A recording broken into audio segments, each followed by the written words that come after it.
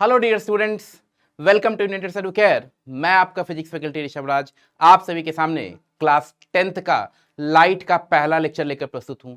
Dear students, इस chapter में हम लाइट के बारे में स्टडी करने जा रहे हैं और ये काफ़ी अच्छा टॉपिक है और मेरा बहुत ही पसंदीदा टॉपिक है। मुझे उम्मीद है इस चैप्टर को आप मेरे साथ पढ़ते पढ़ते आप भी काफ़ी इसे एंजॉय करेंगे और ये आपका भी काफ़ी फेवरेट चैप्टर बन जाएगा। तो चलिए हम स्टार्ट करते हैं हमारा ये टॉपिक लाइट। तो चलिए लाइट के बारे में हम पहले बात करते हैं कि आखिर है क्या ये लाइट। तो लाइट का जो सबसे बेसिक डेफिनेशन है, जो अब तक आप पढ़ते आ रहे होंगे अपने जूनियर क्लासेस में से भी, और वो ये है कि लाइट एक फॉर्म ऑफ एनर्जी है जो कि ऑब्जेक्ट को विजिबल बनाता है। So light is a form of energy that makes object visible. क्या कहते हैं आप? Light is a form of energy that makes object visible.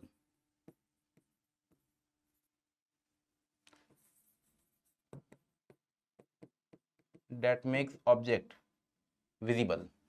तो ये डेफिनेशन आप लोग अपने बचपन की क्लासेस से पढ़ते आ रहे हैं, यानी 6, 7, 8 इन क्लासेस में भी आपने ये डेफिनेशन पढ़ी होगी कि लाइट एक एनर्जी का फॉर्म है जिसके कारण हम किसी ऑब्जेक्ट को देख पाते हैं।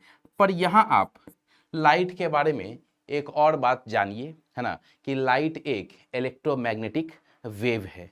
लाइट क्या है? एक इलेक्ट्रोमैग्नेटिक वेव है। Light is an electromagnetic wave. Short में इलेक्ट्रोमैग्नेटिक को हम ईएम भी कहते हैं। शॉर्ट में हम इलेक्ट्रोमैग्नेटिक को ईएम भी कहते हैं और हेंस इलेक्ट्रोमैग्नेटिक वेव को ईएम वेव भी कहा जाता है। तो आप देखेंगे क्या कि बहुत बार इलेक्ट्रोमैग्नेटिक वेव को ईएम वेव भी कहा जाता है। So light is an electromagnetic wave. अब डियर स्टूडेंट्स, आपके मन में एक क्वेश्चन आएगा कि सर ये ईएम वेव है क्या? क्या है ये ईएम वेव? देखिए, ये ईएम वेव किसे कहते हैं? What is electromagnetic wave? तो देखिए, इलेक्ट्रोमैग्नेटिक वेव एक ऐसा वेव होता है जिसे चलने के लिए किसी भी मीडियम की आवश्यकता नहीं होती। वो कहीं भी चल सकता है। आप मीडियम देंगे तभी भी चलेगा, आप मीडियम नहीं देंगे तभी भी चलेगा।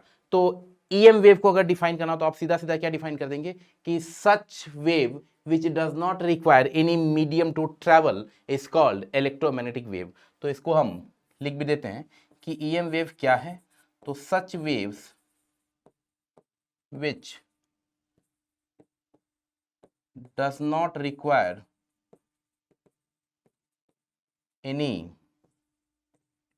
medium to travel. Such waves which does not require any medium to travel is called electromagnetic wave. तो ऐसा वेव जिसे चलने के लिए किसी भी मीडियम की आवश्यकता नहीं है वो इलेक्ट्रोमैग्नेटिक वेव है। डियर स्टूडेंट्स, मीडियम की आवश्यकता नहीं पड़ती है इलेक्ट्रोमैग्नेटिक वेव को। इलेक्ट्रोमैग्नेटिक वेव को मीडियम की आवश्यकता नहीं पड़ती है। इसका मतलब ईएम वेव वैक्यूम में भी चल सकता है। तो हम क्या कर सकते हैं? Hence EM wave can travel in, hence EM wave can travel in vacuum also. Hence, EM wave can travel in vacuum also. तो इलेक्ट्रोमैग्नेटिक वेव वैक्यूम में भी चल सकता है। इसे कोई मीडियम की आवश्यकता नहीं पड़ती है चलने के लिए। यही तो कारण है ना कि लाइट स्पेस से हमारे अर्थ तक पहुंच जाता है। जो सन एमिट कर रही है लाइट, वो लाइट स्पेस से हमारे अर्थ तक चला आता है, क्योंकि लाइट भी इलेक्ट्रोमैग्नेटिक वेव है। और अभी अभी आप देखें कि इलेक्ट्रोमैग्नेटिक वेव बिना मीडियम के भी ट्रैवल कर सकता है। तो लाइट भी तो ईएम वेव ही है, वो भी बिना मीडियम के ट्रैवल कर लेगा और वो पहुंच जाएगा हमारे अर्थ तक।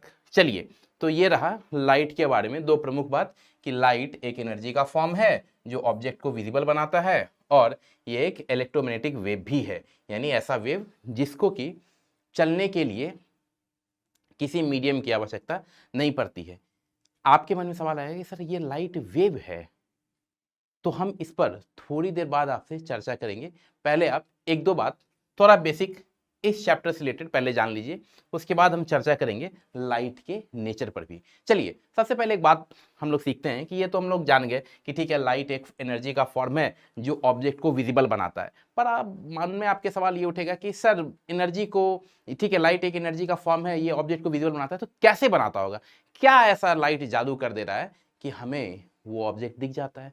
तो डियर स्टूडेंट्स, बड़ा सिंपल सा इसका जवाब है। जैसे मान लीजिए कोई ऑब्जेक्ट है, जैसे मान लीजिए ये पेन ही है, ठीक है, इस पेन को हम देख पा रहे हैं, इसके पीछे दो चीज हो सकता है। क्या? या तो ये पेन खुद लाइट एमिट करे और हमारी आंखों तक पहुंचे, या नहीं तो लाइट कहीं और से इस पेन पे गिरे और टकरा के हमारे आंखों तक आ जाए।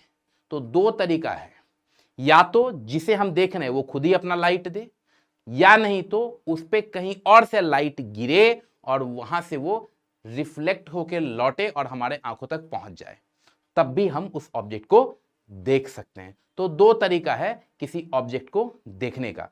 तो ये जो लाइट किसी ऑब्जेक्ट को विजिबल बना पा रहा है, उसके पीछे यही दो तरीका है। चलिए, तो अब आपके मन में सवाल आएगा कि सर क्या ऑब्जेक्ट्स लाइट खुद ब खुद अपना देते हैं? तो देखिए डियर स्टूडेंट्स, इसका जवाब है कि कुछ ऑब्जेक्ट देते हैं अपना लाइट खुद ही और कुछ नहीं देते हैं। जो ऑब्जेक्ट अपना लाइट खुद एमिट कर सकते हैं उन ऑब्जेक्ट्स को हम लुमिनस ऑब्जेक्ट कहते हैं, ठीक है। जैसे कि सन खुद ही अपना लाइट खुद दे सकते हैं। जैसे टॉर्च हो गया, तो टॉर्च में भी हम बैटरी अगर लगा दिए हैं और स्विच को ऑन कर दिए हैं तो टॉर्च अपना लाइट खुद दे सकता है ना। जैसे मान लीजिए कि हमारे रूम में बल्ब लगा हुआ है, ट्यूबलाइट लगा हुआ है, तो ये बल्ब और ट्यूबलाइट भी स्विच ऑन कर देने के बाद खुद ब खुद लाइट एमिट कर सकते हैं।